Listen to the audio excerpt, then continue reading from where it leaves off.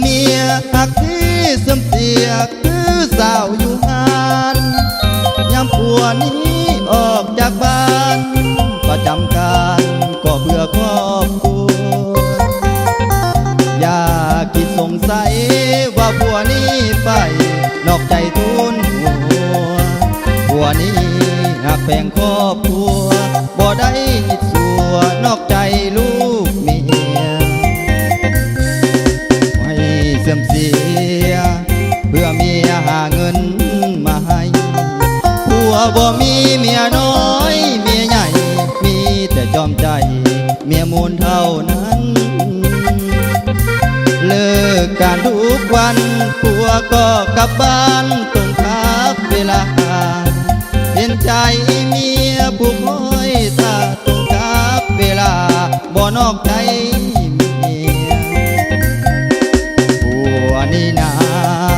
ฮักจริงคือเมียเท่านั้นแต่สิ่งสำคัญเมียนั้นต้องได้เข้าใจอย่าคิดสงสัยว่าผัวนี้ไปหาหญิงคนอื่นนอนกอดหอมเมียทั้งคืนสนว่าหญิงอื่นเป็นบางครั้งลงหักผู้สาวบางครั้งข่าวเป็นเพียงทางผ่านผู้หักจริงคือเมียอยู่บ้านหักตลอดกาลบ่มีจืดจางหักแท้อีหลีบ่มีวันผิดหมายมันชีวิตก็เดินตามทางหักจริงคือนางเมียมูลของอาย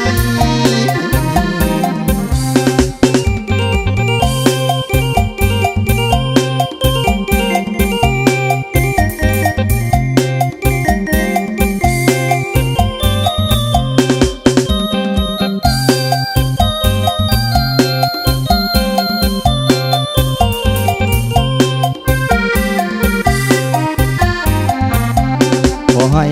เสื่อมเสียเพื่อเมียหาเงินมาให้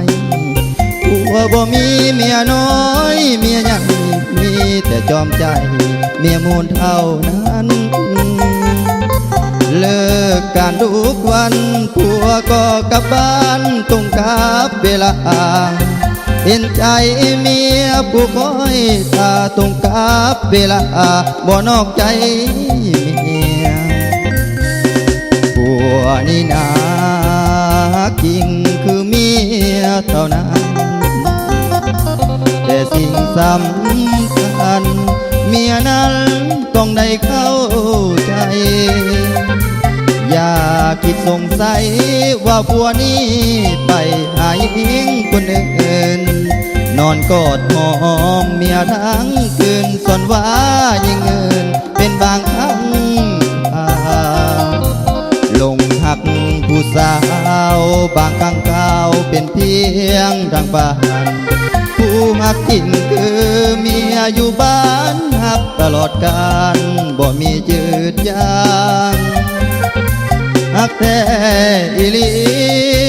บ่มีวันผิดหมายมันชีวิ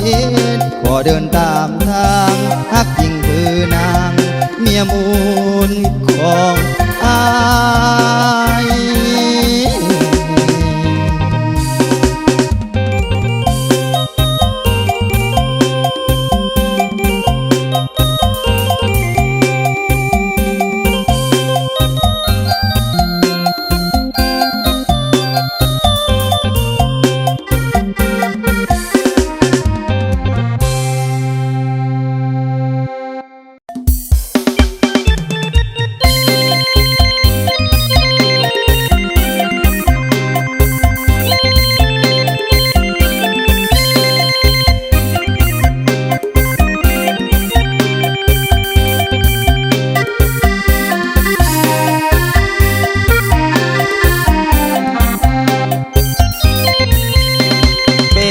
จังได้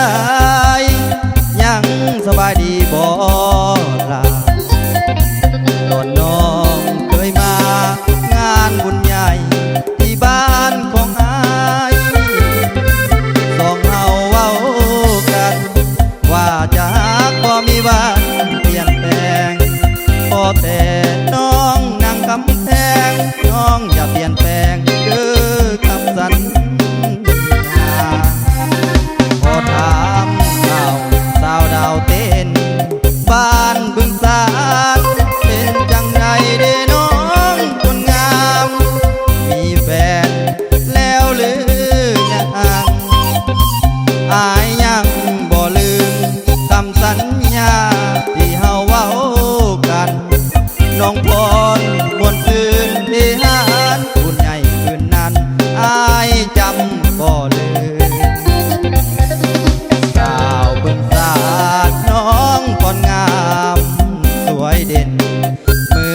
ระจันทร์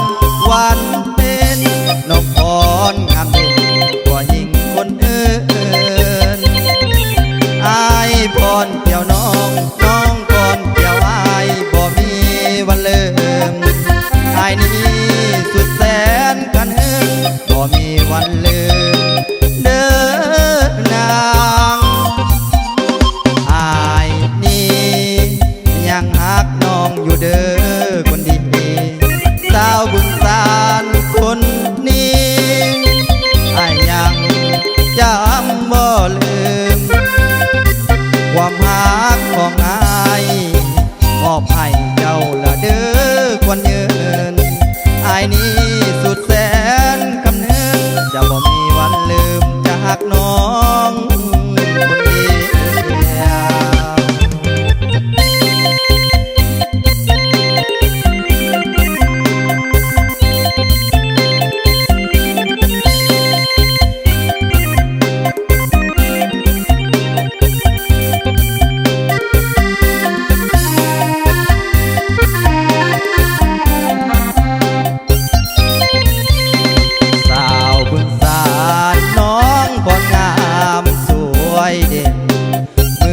พระจันทร์วันเพ็ญน้องพรงามเด่นกว่ายิ่งคนอื่นอายพรเกี่ยวน้องน้องพรเกี่ยวอายบ่มีวันลืมอายนี้สุดแสนกันหึงบ่มีวันลืมเด้อนาง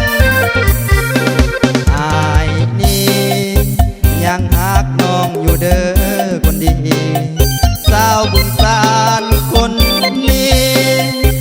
อายยังจำบ่ลืมความหักของอายมอบให้เจ้าละเด้อควันยืนอายนี้สุดแสนกำนึงจะบ่มีวันลืมจะหักน้องคนเดียว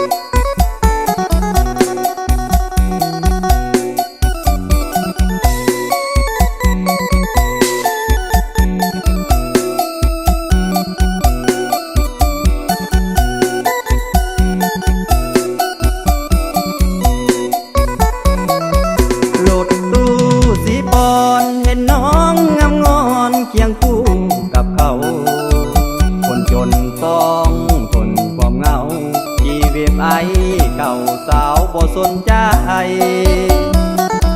เขาขี่รถตู้แถมเจ้าสู้และมีเงินหลายคนจนบ่มีความหมายสาวหันหลังใส่เบบไอห่างๆน้องนั่งรถตู้เคียงคู่กับคนมีเงิน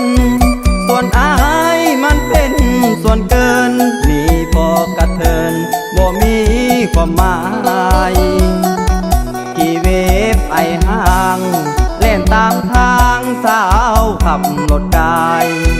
บ่จากขี่ฝุ่นเป็นใส่อายสาวปีสวบใส่เวฟไอ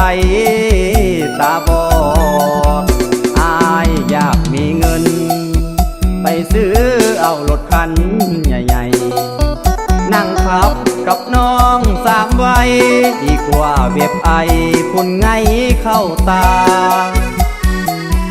ตอนนี้อายจนให้หน้ามนทนไว้ก่อนหน้าถ้าอายรวยถึกหวยพัฒนาจะพาขวัญตานั่งรถขี่โซ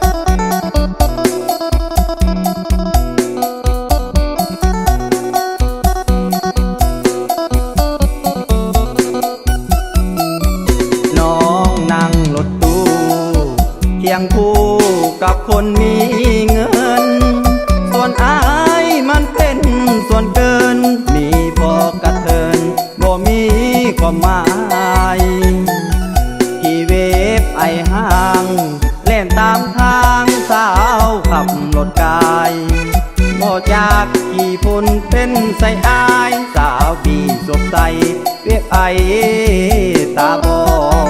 ดอายอยากมีเงินไปซื้อเอารถคันใหญ่ๆนั่งขับกับน้อง3 วัยดีกว่าเว็บไอฝุ่นไงเข้าตา